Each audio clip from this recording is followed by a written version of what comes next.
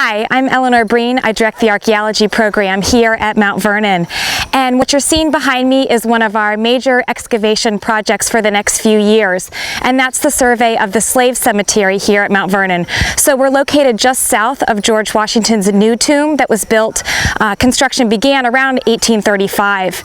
And what we're looking to do with this important project is to delineate the boundaries of the cemetery, figure out exactly how many individuals are interred in this space, and to determine the spatial layout of the individuals.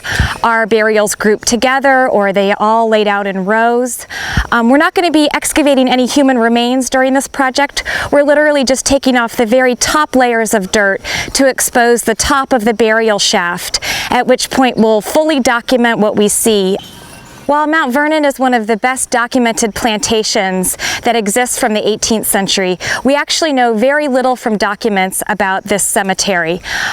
We know that in 1833, a woman named Caroline Moore comes to visit, and she recounts seeing 150 burials in this space. But just a few years later, in 1855, there's a map that's drawn, and it shows only about 12 burials in the cemetery area that are bounded by a fence. We don't think the map is exactly accurate, but it does suggest that maybe traces of the burials have disappeared in those ensuing 20 years.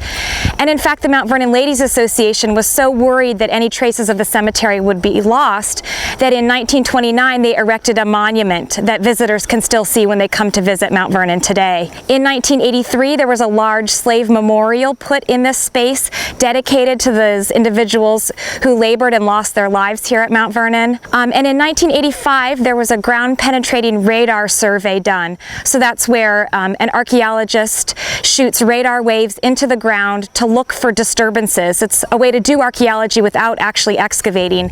And he found what he described as 51 anomalies, or 51 areas where burials might be located. And so we're actually digging some test units in the areas that he thought he found burials to determine how accurate that survey was. And I'm going to let my colleague Joe tell you a little bit about what we have found thus far. Hi, I'm Joe Downer. I'm the crew chief of the cemetery excavation here at Mount Vernon.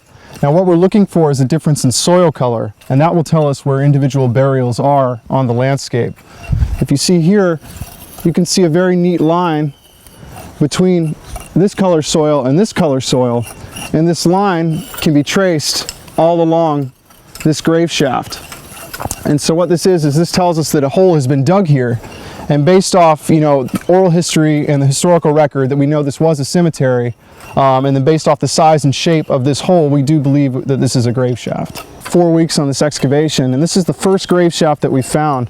What's interesting about this grave shaft is that it matches up almost precisely with the results of the 1985 geophysical survey, which is one of our questions, was how accurate was that map that was produced.